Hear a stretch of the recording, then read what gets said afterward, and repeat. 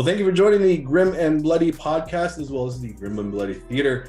Today, we are excited to have the writer and director of Daestructo, along with the cast and crew.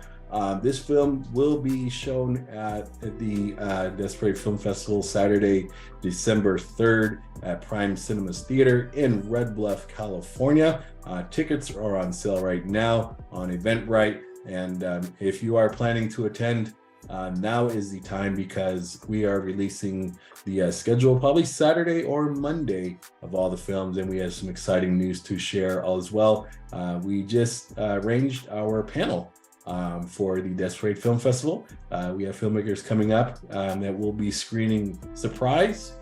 So Al Omega, Kevin Nicholson, and myself will be sitting down with the filmmakers in front of the audience after their screening to talk about their film. So that's going to be exciting. But it will be a full day of horror, thriller, and suspense. We can't wait to have it going, and hope to see you there.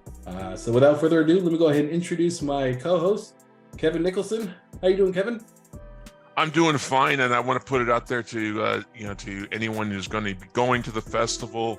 The more beer you provide us, the more drink you provide us, the more interesting the questions will get. I just say, bring all the beverages. No, don't bring beer or anything like that. Margaritas. There you go. If you really want some interesting questions, we can do that. But I am so looking forward to this. We've got panels lined up. We've got a full day of shorts and films, and I'm looking forward to it very much. Next month, Red Bluff it is. Al Omega, how you doing, Al? Looks like you got a new camera today. Yes, I've actually got a bunch of new things working on here, of course. Always trying to improve the studio and so forth. And next month will be very exciting, because I think our show is right after I go in for surgery. So I will be there. I will be there. Do I have to wheel both in? Because I will. Well, I'll let you drive the hearse. You can just roll me right up, That's okay. That's why I work out, so I can wheel you both, you old guys, up the steps and into the theater. My spouse is going to be there, too, and he's also volunteered to be a table sitter when you guys have to do a potty break or something like that. Yes, I forgot to mention, we will have merchandise tables out. Desperate Film Fest T-shirts, posters. Al Omega will have a table as well. There'll be a photo backdrop that you can stand and take pictures. And there will also be an immersion right outside the door. So looking forward to it. But let's jump right into it. Sure. We have Daestructo.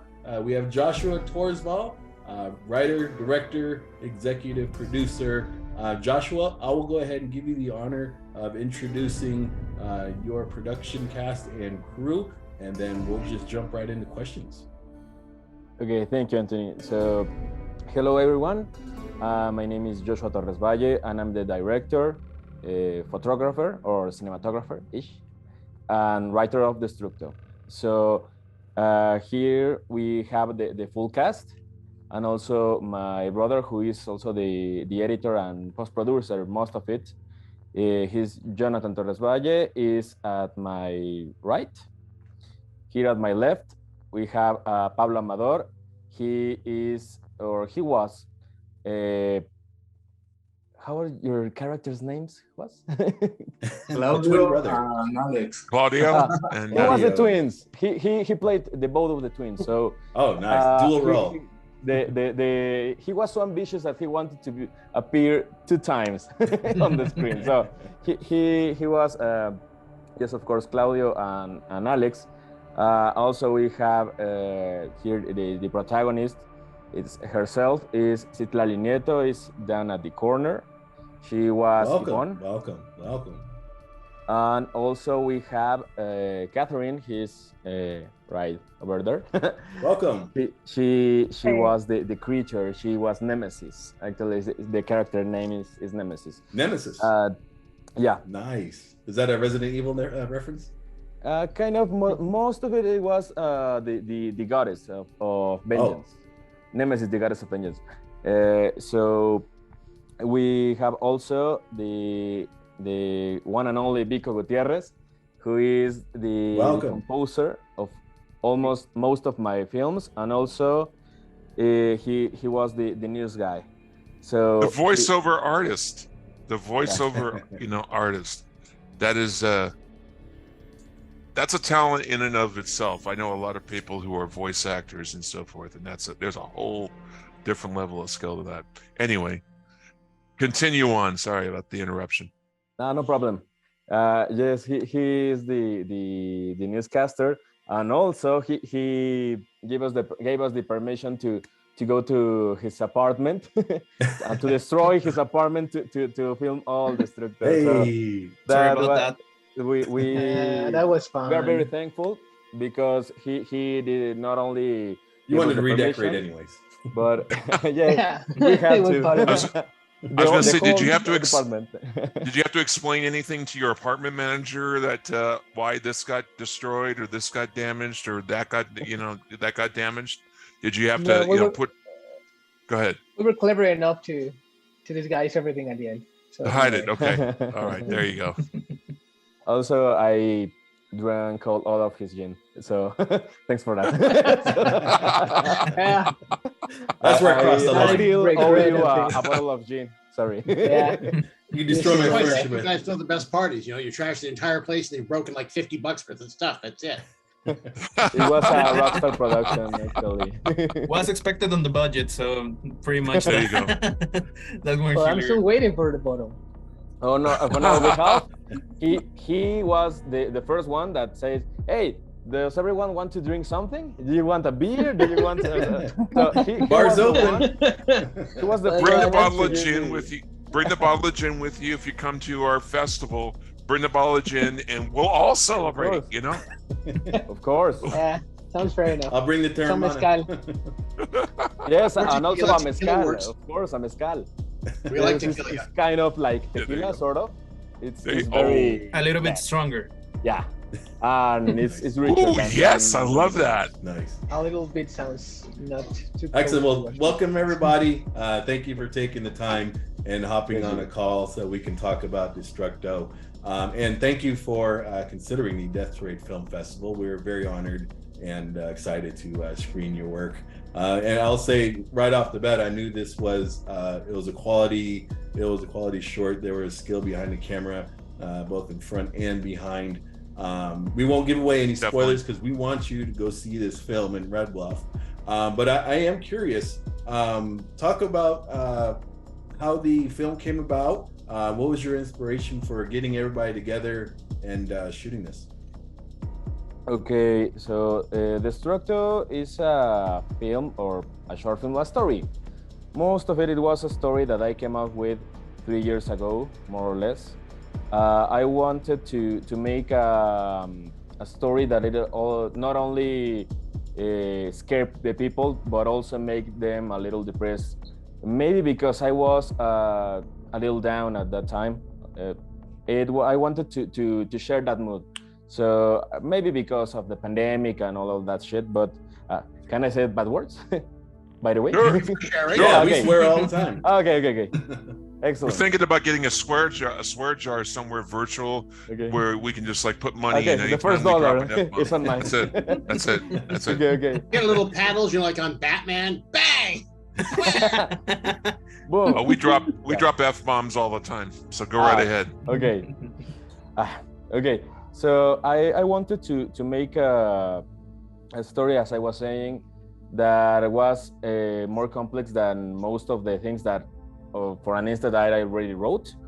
I have made some of the short films that I already wrote were like thriller. Some of all other films were dramas and drama and all of that. But in this particular short film, I wanted to make a mix of yes, of course, thriller, fantasy, a little drama, and of course all the horror stuff, and not only psychological horror. That is also, we have a lot of psychological horror, but also I wanted to make a I love the dark series, so I wanted to make a jump time travel sort of in a weird way.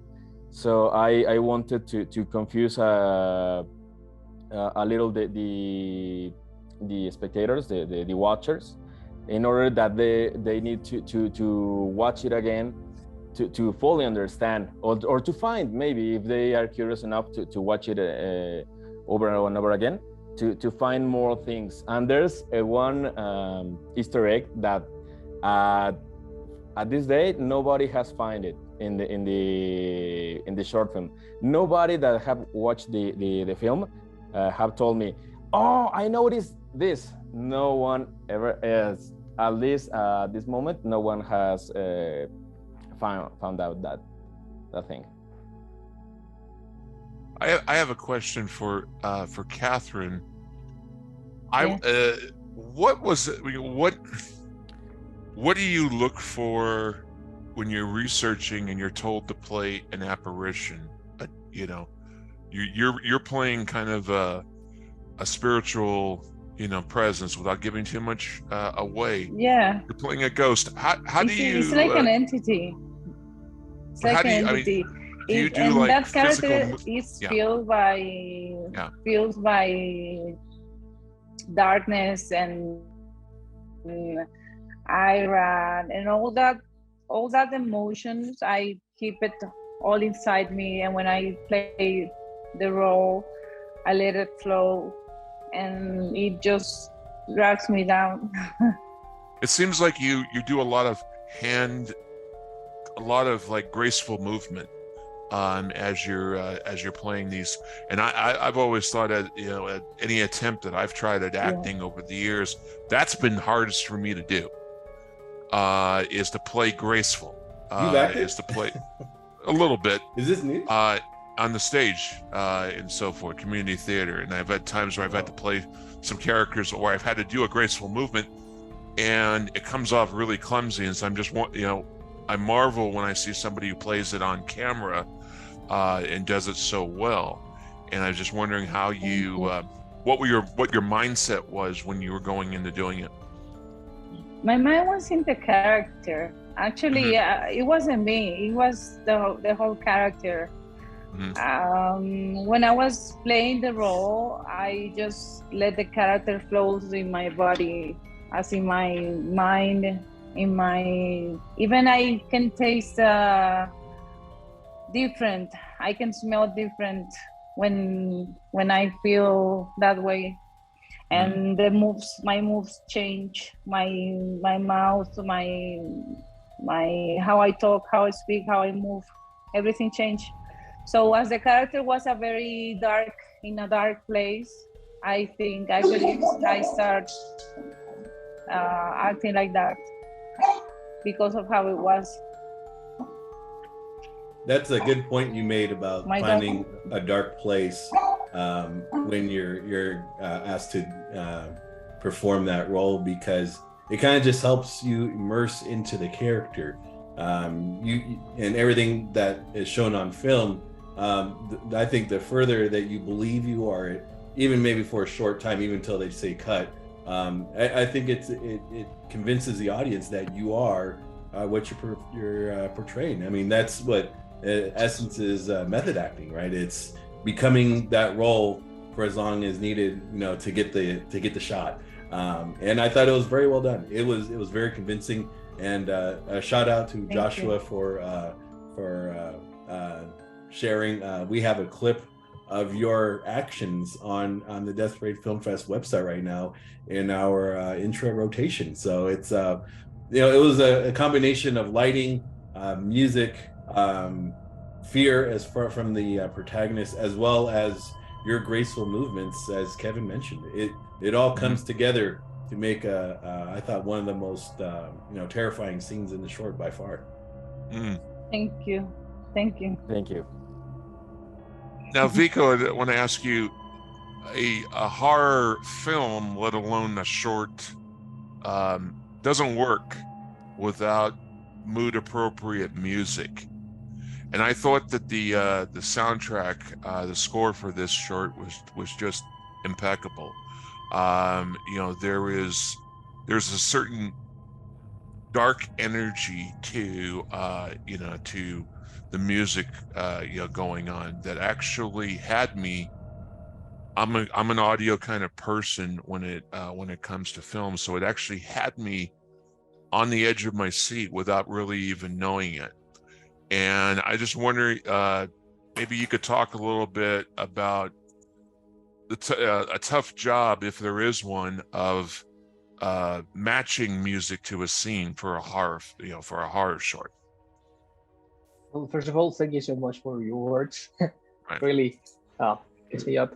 I actually had to thank Joshua for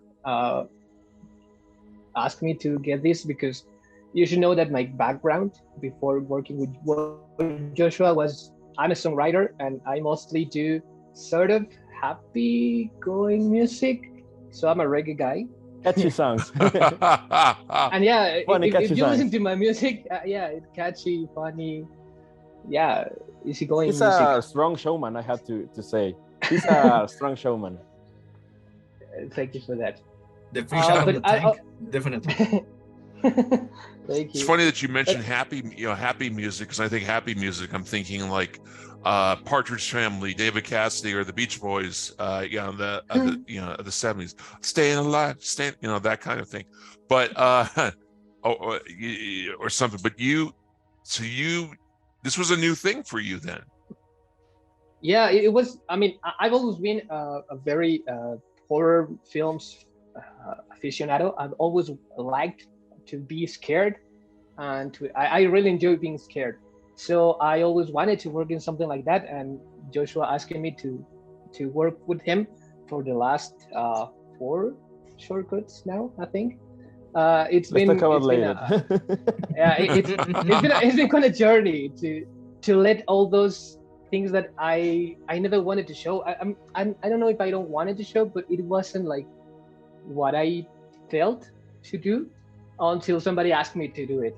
So for this film in particular, he told me that he wanted to make the character like this musician, this trap music producer. So I had to go and research for that. And if you think of me as a happy-going kid making happy music, like I think I write a lot of music, like maybe like Jason Mraz, Kevin Johnson, Jack Johnson, sorry. So for me, working in something like this was weird. I mean, I have the information to do it, but I've never done it. So I had to do a lot of research and a lot of trying, and yeah, it was just to be able to let that thing like come out of me. Mm-hmm. And for this at this time also, as this was filmed in my apartment, I had the chance to actually saw the scenes before they were even filmed. I mean, I saw the rehearsal, I saw the shooting, and I saw the editing of it.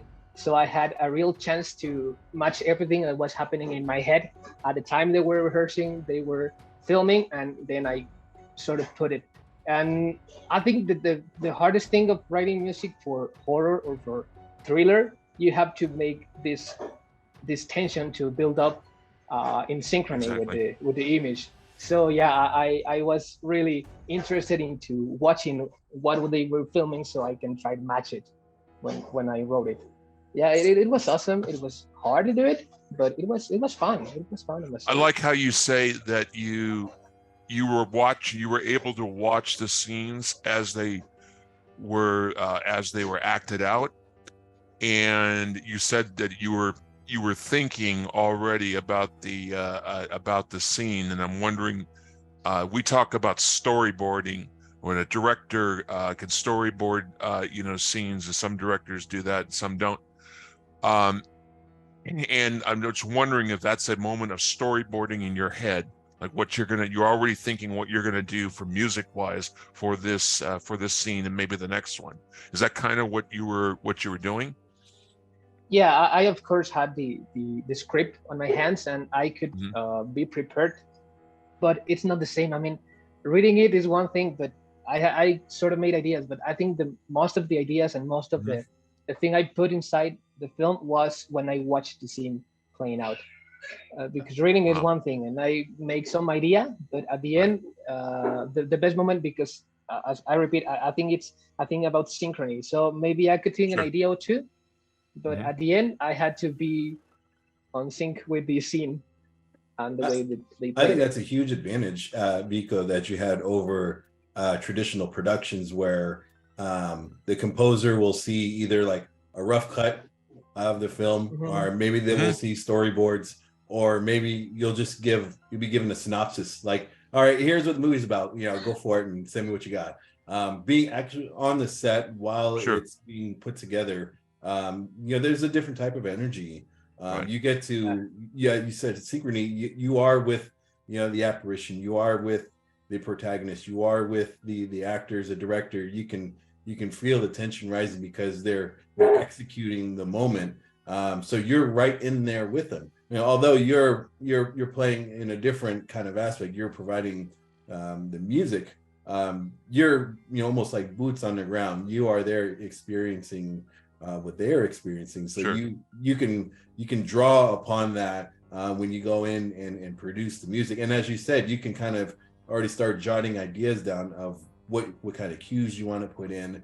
I think I think more composers should be given access to productions because their music can fall more in line with the film. And all too often, as Kevin and Al can back me up here, is we're watching a movie and sometimes the music just feels off, right? Sometimes you'll hear the saying that the composer phoned it in, right? And often in cases, all they have is what the film looks like after the editor got a hold of it, right? What they don't have is the firsthand experience that you had being on the set and seeing everything that went into it, and then providing a score based on that. So it's a totally different perspective.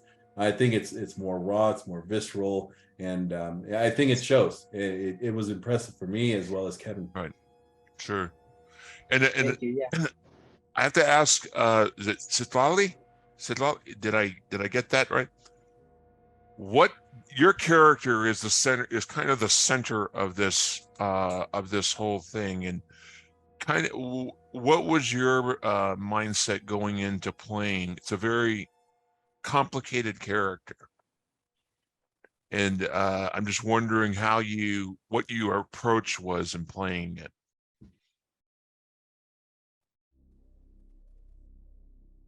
You're muted. Can you hear us, Natalia? There you go. Yeah, there you go. I'm here. What thinking did you have about this character's background? Your approach to it? Okay. First, I have to say that Joshua always has a crazy histories, and obviously Desctructo is another one story, but I really love that. So when I read the history, I think like, oh my gosh, it was a little bit difficult to think all the time that I have like two boyfriends, but two boyfriends, and sorry. And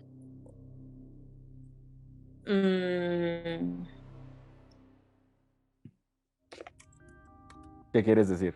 If you need, si necesitas traducir algo, nosotros te lo traducimos. Pues suicidio, quiere decir, espérame, fue complicado porque tenía que pensar en que tenía una visión. Ya. I will try again. Sorry. No worries. If you want to just speak in Spanish, and maybe Joshua can translate. Thank you. That I had to think all the time that I had like two boyfriends, and one of my boyfriend committed suicide. Yeah, suicide. Right. Yeah, suicide. Because of me. And I had a lot of guilt. ¿Cómo se dice culpa? Guilt. Mm-hmm. Yes. Yeah, guilt. So all the time when I was acting, when I was in the set, all the time my brain was like, for you fall, for you fall, for you fall, for you fall. When they are filming, I was like, no, that it's not my fault. It's not my fault. It's okay. But I know. Oh, ay, ¿cómo quiero decir que yo sabía que era mi culpa? She always she, knew. you say. She always knew that it was his fault of the suicide. Got it. Right. Yeah. So sometimes I feel like I feel good for that situation that Right. that Relief. that his suicide. Right. Yeah, his Right. suicide. She committed Um, suicide. Right. Sí, que, o sea, que a veces me sentía bien porque se había suicidado, pero pues tenía mucha culpa. She was No. relieved because sorry, she was relieved because for an instance she was alone, but at the same time there's some guilt about the feeling that it was her fault after all. And that's kind of the same, guilt that, well, first of all, Satalia, I would tell you, it's probably not hard working with a strikingly handsome actor like Pablo to play the twins. But Pablo, the same question for you. You're dealing with guilt here, and all this stuff. It's it involves your twin brother is the victim originally, and yourself. Kind of, what was your approach to doing this role? Well, first of all, it was a challenge to me because I have to play two characters Right. in the same film. So Right. it was very a challenge, I think. And actually, Joshua came to me one day and told me, "Hey, man, do you want to play two characters?" And I, what? So it's Wait, I beer in my hand. See, That's was really a how it pay. was. what? after all, Satalia, you just said that Joshua was the after this Joshua was film. Yeah. So Joshua was the man with the crazy stories. So come on, yes, and I like Claudio, I'm feeling so guilty all the time when I'm filming the scene and the part of Claudio in the film. I'm feeling so guilty. I remember in the set that I'm walk for all this set, and Joshua came to me and asked me, "Do you feel okay?" And I, no, I'm feeling so terrible because I'm immersed in the character of Claudio, and I'm trying to go deep in his things to perform from the better way. When I'm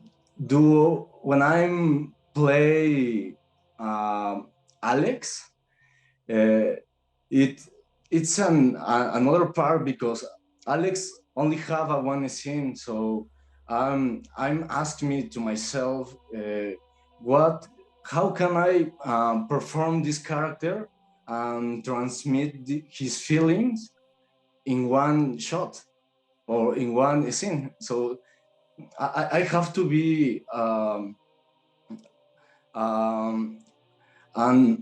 deeper work, but very brief in his things about what is the reason that he appeared in the core in the short film. So it's very incredible, I think, because for moments I gonna be Alex, and for moments I gonna be Claudio. So it's a crazy idea perform two characters.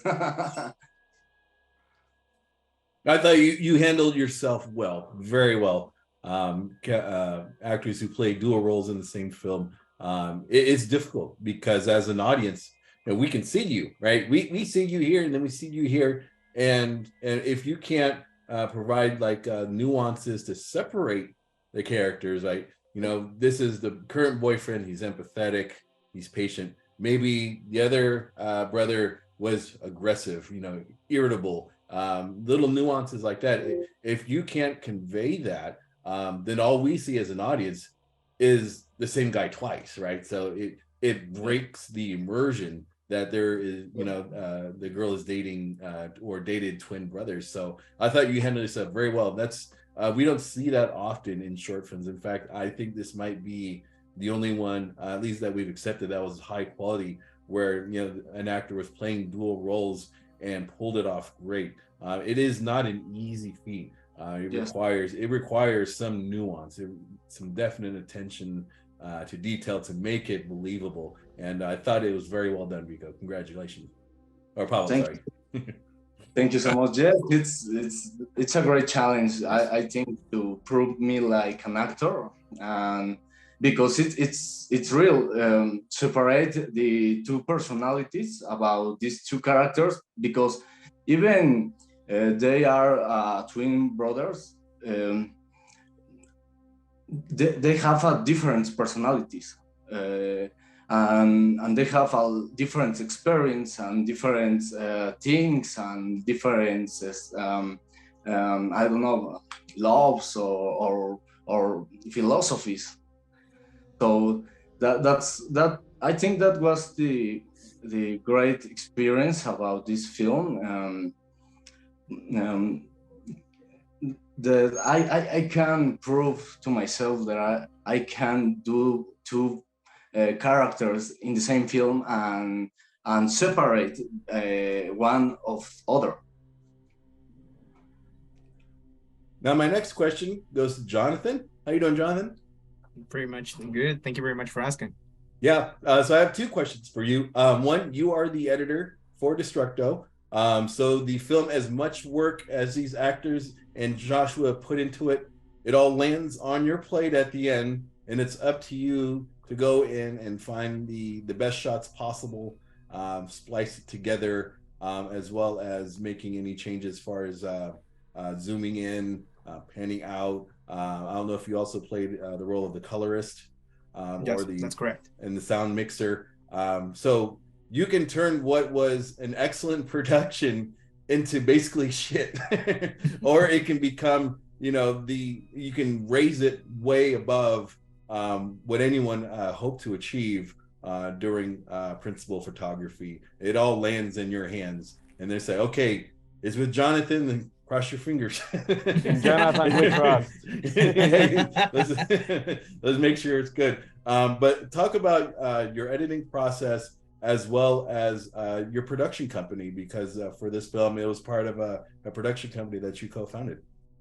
Yeah, actually, for the editing part, definitely I have been experienced thanks to Joshua and other projects, but I always believe that a story actually is created 3 times, as it's known under the filmmaking scenarios of when you pitch the idea, when you write it, when you film it, and when you edit it. So that's it's more gonna than be 3 ways. it's gonna be that's 3. It's gonna be this difficult way, so you can also understand the idea for the director and placing it, as you said, embrace it, all of the great effort that everyone has been doing for the film, for making on the set. So particularly under this case, let's place you on a little bit of context for Desctructo. It was part of a rally of 48 hours. So that means that actually the rush of all of this project were made in 48 hours straight. So these were a challenge, as we told before, of working on everyone of the same location, and while they were shooting some of the shots that we were doing for the montage of the film. So personally like to do first the montage as well as all of the steps that it's most common things, but for the truly part, I believe that this story has, as usually explained before, need to be a little bit of complex and cryptic so you can understand it as they making these troubles, making this, we love to use practical effects, but I believe that there is actually the combination of all of it. Talking on behalf of the ones that are not right now connected on this room, I mean, we have specialized VFX for makeup. His name is Itza, and believe me, it's part of the most important construct. Yeah, for Nemesis. I mean, it's an specialized making a makeup artist, and without it we can make all of the combination of VFX for the practical effects for the makeup, everything together to pull it up that intention, as well for the color itself. That's my most big on fight with Joshua, because we both have great ideas for the color, and as well to merge it up together with it was the perfect right place, so we can go ahead and making for the times of the film, making like a thriller with this saturated reds, with this all kind of gamma for the blood, for making up for like the depth of the color, so we can go into the bathroom so you can notice some of a lot of things, so we can go ahead and pull it through. And by the company itself, it's like we're a big fan of it. We are actually known for a little bit of projects and years, and I can tell you that this for Torresvalle Producciones was everyone on the top of their game. I mean, we have experienced in this same rally before the year that was on 2020 with Los Ojos de Eva's Eyes, the name of the show. Eyes of Eva, sorry about that. So this was the second time under this rally and making the top of the game, so we can go ahead and make it all together as one.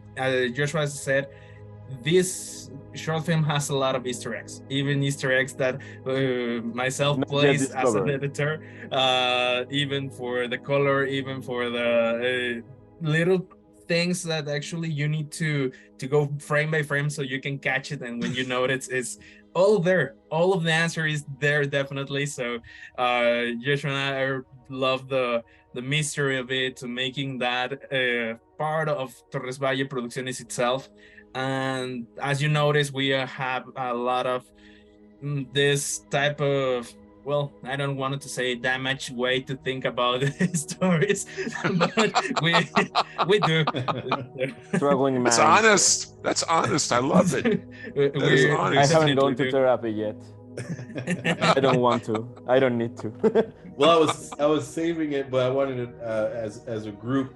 I wanted each of you your reactions to Desctructo's massive appeal with horror audiences, with horror conventions or festivals.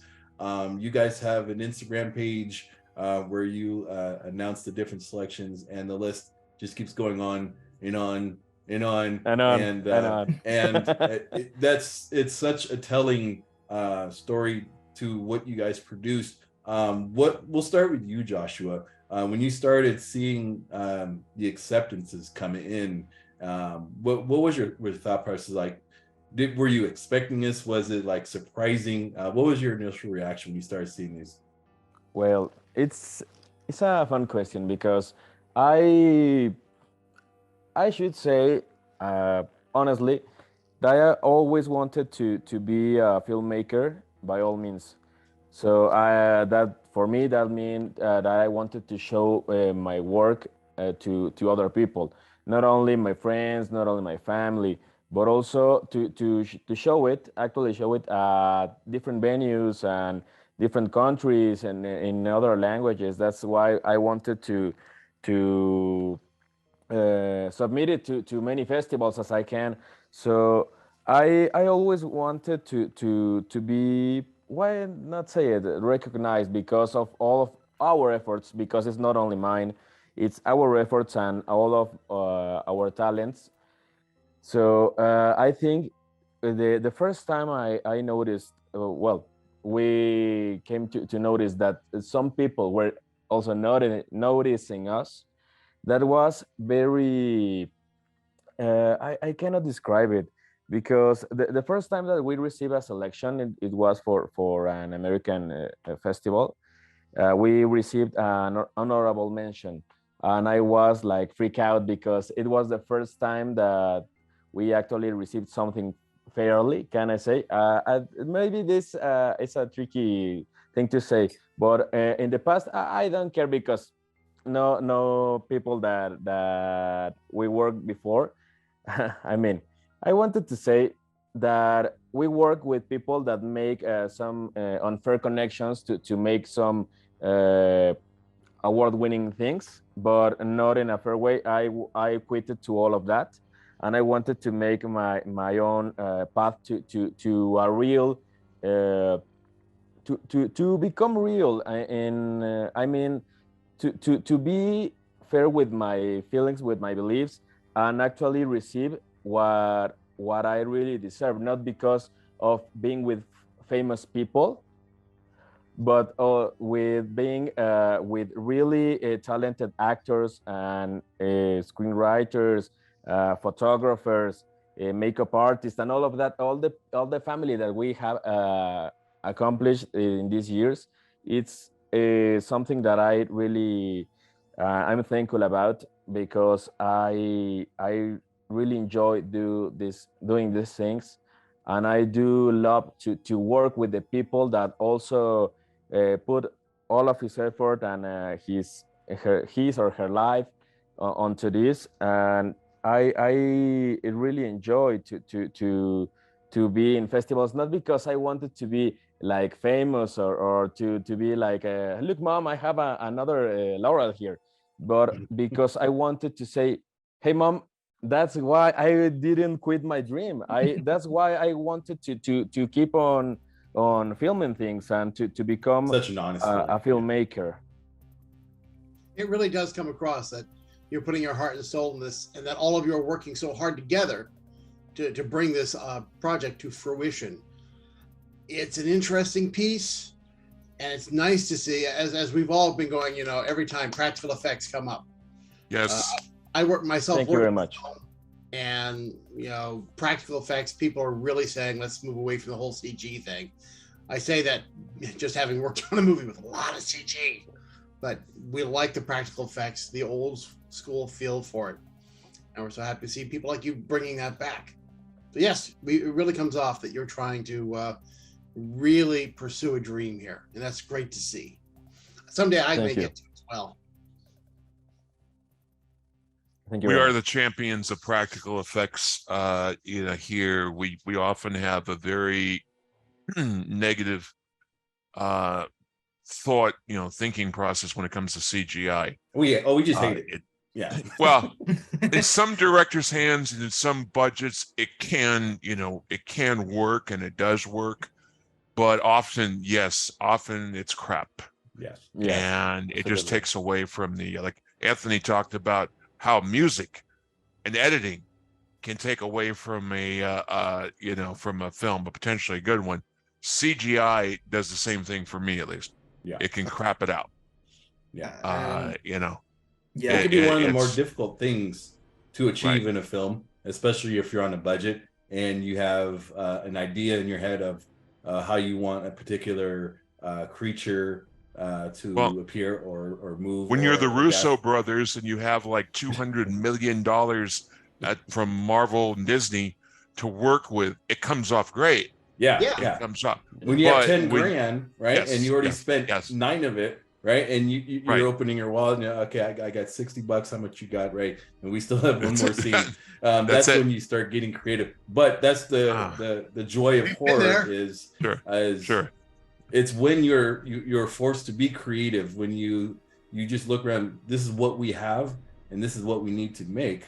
I think that's when the best stuff comes out, because you you don't know what's going to happen. You're just putting it all together. Like, you know what, we're just going to put this together. We're going to put our best effort, and we're going to see how it turns out. And agree with me, guys. Sometimes that's some of the best films is the unexpected creature effects or the gore or whatever comes out, and it just happened because that's what they had available, right? That's what they can scrounge up in the time that they had. And yeah, we're proponents of practical effects. So anytime a crew can put the effort to have it shown in camera is definitely bravo. Bravo. Thank you very much. Thank you so much. I wanted go ahead. But I was gonna say on creature features, whenever I see CG, I'll sort of rate it a bit, and if I say that it looks like it belongs on the Sci-Fi Channel, it's really bad. my best insult yet for that. I'd added it, but belongs in the Sci-Fi Channel, and it may in fact be co-starring. It may in fact belong in a movie starring Antonio Sabato Jr. Well, before we end it, anyway. I want to go around the table and find out what everyone's working on next. We'll start with you, Catherine, because you are top left. We'll go clockwise. Not anymore. She's not. Oh, I'm sorry, for me. Well, she's in the center. What are you looking at? I got her. Anything you're looking at is all different now. Actually, it's random for each one of where our place. So please let us know. Sorry, Pablo, you are now Catherine. I was hoping we were going to sing the Brady Bunch song with this. Come on. Brady Bunch, get out of here with that. Get happy. What are you working on next? Repeat it. What are you working on next? Any Repeat it future again, projects? please. Sorry. Do you have any current or future projects? Yes, definitely. Yeah, for sure. And this one usually is the 48 Film Festival again. So we hope, looking forward to take it in again. Cool, Jonathan. Anything new? Yeah. What's Torres Valley Productions have coming up? Yeah. Actually, for the next parts, we're gonna be continue working on short films. As we said before, we're trying to improve more and more with this stuff, and this family is growing up so much. So definitely we're going to be projects the next year. There are some things that I would love to say it, but as you know, there are this speculation of it. So definitely we want to be completely shout out when it's ready. And as well, the guy of the crazy ideas, Joshua, definitely is gonna be working on on a Sunday 2 a.m.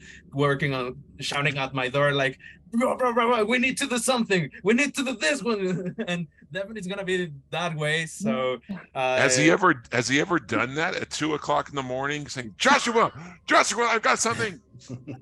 Let me say this one. A little bit of context from this. The different age we have, it's 7 years wait. I mean, the difference from Joshua to me. I'm 7 years older than him. Yes. Yeah. Okay. 7 years old, and believe me, when I grew up on my infancy, that it's part of it, because I need to explain this. Growing up, having my infancy with this guy was difficult because, as you may expect, he was under like a teenage, working under the lab at 2 a.m. sharing a room with him. It was definitely one of the things that made me love horror so much. So because it was like 2 or 3 a.m. and we were listening to it literally got nightmares about it, and that were part of it. So I know that definitely the night is like a part of us that we're running off so much. So working on it. And yeah, it's believed that it can be possible that Joshua goes out 3 a.m. under my door, blasting out like, dude, we need to do something. We need to do this script. Can you watch it? And it's going to be part of the pitching idea team. So yeah, it can be done. So Joshua, your music listening at 2 a.m. in the morning was giving your younger brother night terrors. Okay. You said you were listening to Tool? When you're, yes, of course. Just when you listen to Tool to Mayhem at 3 a.m. is like maybe That's some crazy. nightmares for the little Wow. Johnny. But that's how we get inspired. At least how I get inspired, because I always wanted to make at least my stories inspired by the mood of the music I was listening to at the moment, or at least I look for music that is in the same mood for the things I want to write. I almost make for every project a playlist. And that's when Happy Vico goes to the scene when we like bro, we need to do something like this, and we turn Vico definitely to evil. take him out of the box. And Vico says, "What are you, crazy? I can do." Oh, this is Joshua. Okay, Yeah, the guy with the crazy stories. Oh, the show. Yeah, I'm up to it. Don't worry. So okay, let's go go with Vico then. What do you got next? Yeah. Well, I'm also working in a couple new short films. Actually, with Pablo here, he asked me to write music for another. Maybe he might talk about it more. Sure. And yeah, I'm writing songs. And if you look for me on Spotify, on Apple Music, you will find the Happy Music. If you look me Are up we talking in Pharrell SoundCloud, Williams? You know, no, let's go and get happy. You know. Nah, not which- so happy. Yeah, but it's just like I don't know. It's like reggae, soft, romantic Okay. ballads. But- I don't know. I think Pharrell Williams has drawn more people to suicide than you know, just by the repetition of his music. Yes, Yeah, I'm not absolutely. too repetitive. Don't worry. I try to tell stories in my songs. I try to say something useful in my music. But yeah, if you look for me on Apple Music on Spotify, you will find my happy stories. And if you look me up there on you go. SoundCloud, there you will find my dark side. There you And I just found you on Spotify, and I'm following. Thank you so much. Twisted side we created on Evil Vico, Even Christopher even- Young So- makes Christopher Young is one of the most famous horror composers, pretty much of all time, and he's put out a couple of happy scores. Anybody remember the Big Kahuna? Yes. Yeah, that was Christopher Young. Yeah. I know. I can't get that The same music out guy of my who head did sometimes. Hellraiser, did Yeah. Sinister, right? Yeah. So Pablo, what is this other work that Vico is talking about? It's a short film about I'm so spiritual. I'm take away spiritual. So in a meditation, I got an experience when I'm hear a voice that told me that if I'm continuing the meditation, I will die.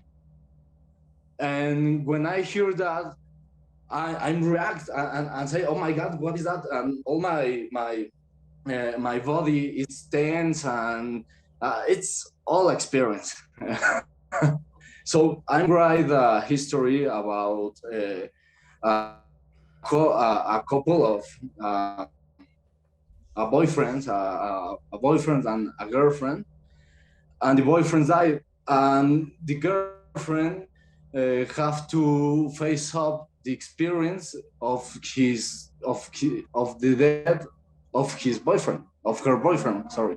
The grieving. So, yes. So Vico, I'm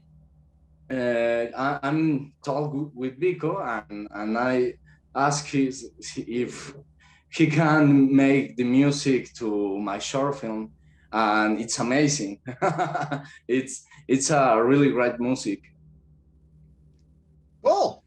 So this is the project. And Yeah. this is Lali. What do you have next? What do you have in the future coming up? More dancing? More dancing? Again.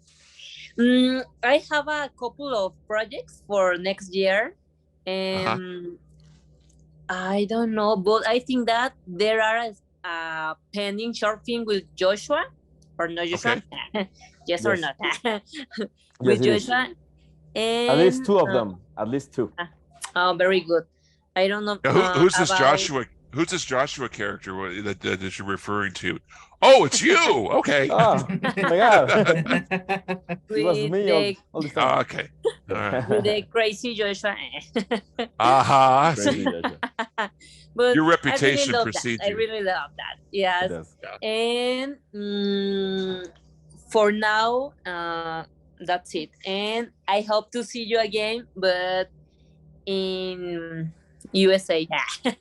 There you go. Very nice. The We look festival. forward to meeting I you all. hope. Yes, We're looking forward to go to the festival, actually, all of us. Yes, yes. that Thank would be you. awesome. Or If you we all can did come. this live in person. You can come to Mexico for. Yes. Oh, that would be We- awesome Tell too. us can- you're making a movie about the three bald caballeros who fight. We in- That's can. it. Three bald That's guys. We That's can it. build.